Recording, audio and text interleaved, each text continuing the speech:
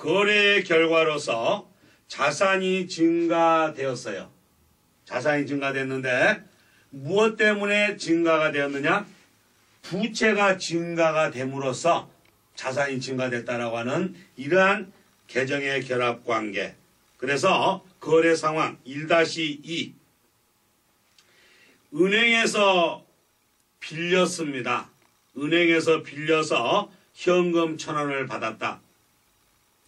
자, 이러한 거래에서는 거래의 원인은 뭐예요?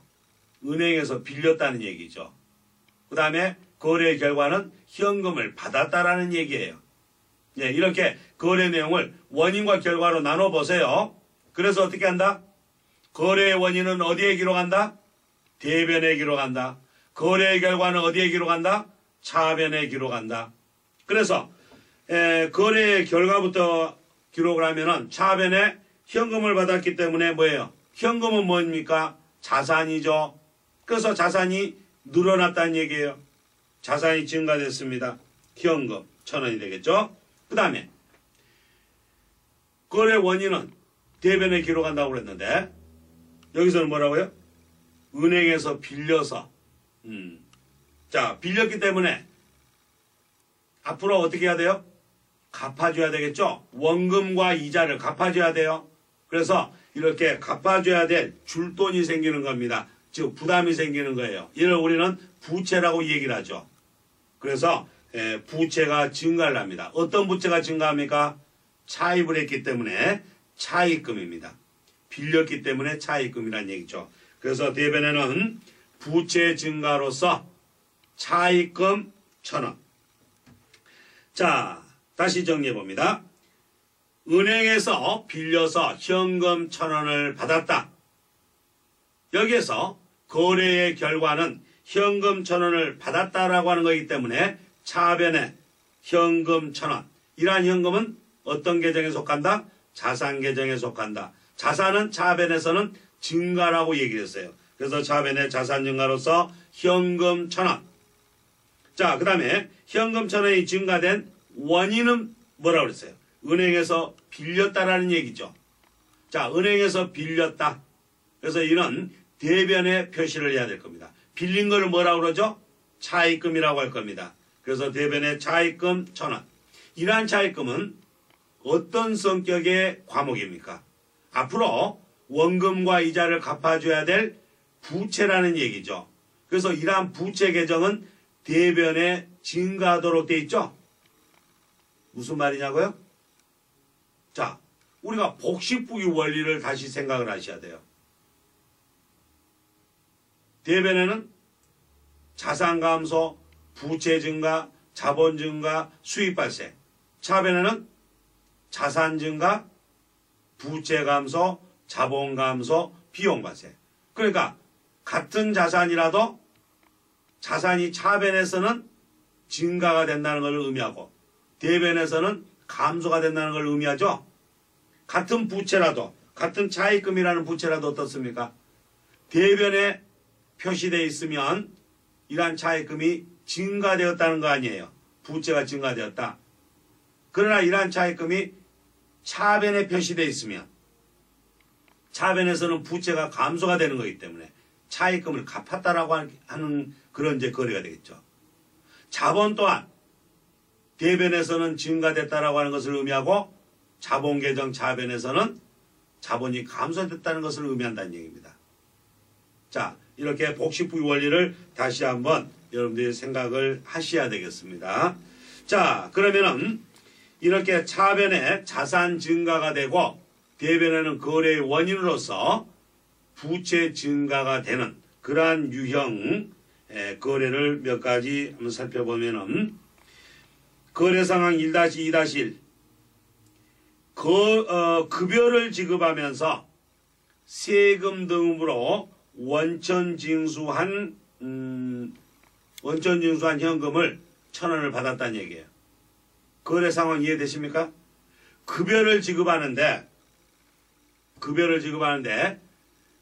근로소득자가 납부해야 될 소득세, 지방소득세, 또 기타 보험료 등을 우리가 회사에서 근로소득을 지급하는 근로소득 지급자가 세금 등을 미리 받아서 공제해서 이를 대신 신고 납부해 준다는 얘기 아니에요. 그죠? 자, 그래서 급여를 지급하면서 세금 등을 받아서 잠시 보관하기 위해서 현금 1,000원을 받았다는 얘기죠. 거래 결과는 뭐예요? 현금 1,000원을 받았다는 얘기죠. 그래서 차변의 자산 증가로 현금 1,000원. 어떻게 해서 현금이 들어왔어요? 급여를 지급하면서 세금 등을 원천징수해서 잠시 보관하고 있다는 얘기 아니에요. 보관하는 것을 우리는 나중에 다시 되돌려줘야 되는 거니까 관계기관에 납부를 해줘야 되겠죠. 예, 그렇기 때문에 이를 예수금이라는 부채로 정의합니다. 그래서 거래의 원인은 예수금이 되겠죠. 잠시 보관하고 있는 거.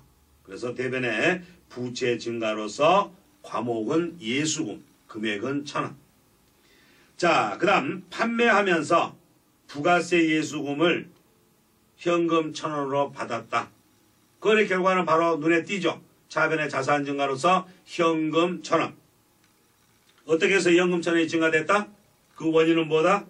판매하면서 부가세를 받아놨다는 얘기 아니에요. 자, 이거는 나중에 되돌려줘야 되는 겁니다. 납부해야 된다는 얘기죠. 그래서 부채가 되겠습니다. 부채는 대변에서는 증가한다고 그랬죠. 그래서 대변의 부채 증가로 과목은 뭐라죠? 부가세 예수금 1,000원. 자, 대표이사로부터 가수금으로 현금 1,000원을 받았다. 차변에는 거래 결과로서 자산 증가인 현금 1,000원. 대변에는 거래의 원인으로서 대표이사로부터 받은 돈이죠. 무엇 때문에 입금을 시켰는지 그 내용이 불분명하면 임시로 이렇게 가수금으로 처리한다는 얘기죠. 원인이 밝혀질 때까지는 어떻게 해야 돼요? 부채 증가로 해야 되겠습니다. 그래서 대변에 부채 증가로 가수금 1,000원. 자, 그 다음 1-2-4 가맹점을 내주고 보증금으로 현금을 받았다. 차변의 자산 증가로서 현금 1,000원. 거래 원인은 뭐예요? 보증금 받아놓은 거죠?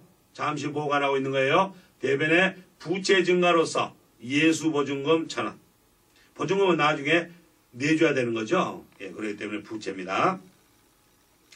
다섯 번째, 재고자산을 판매하기로 하고 그 대금을 미리 받았다는 얘기 아니에요? 현금으로 받았습니다. 차변의 자산 증가로서 현금 1,000원. 대변에는 나중에 물품을 납품해 주기로 했죠. 그렇기 때문에 납품해 주기까지는 우리가 부담이 되는 거예요. 돈부터 받았으니까. 그죠?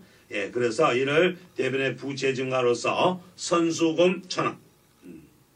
그리고 건물을 빌려주고 보증금으로 받았다는 얘기죠. 차변의 자산 증가로서 현금 1,000원이 되겠습니다. 대변에는 뭐예요?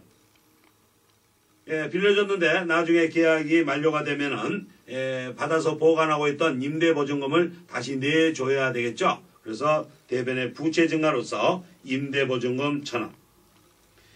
자, 일곱 번째, 1년분 건물 월세를 미리 받았다. 차변의 자산 증가로서 현금 1,000원.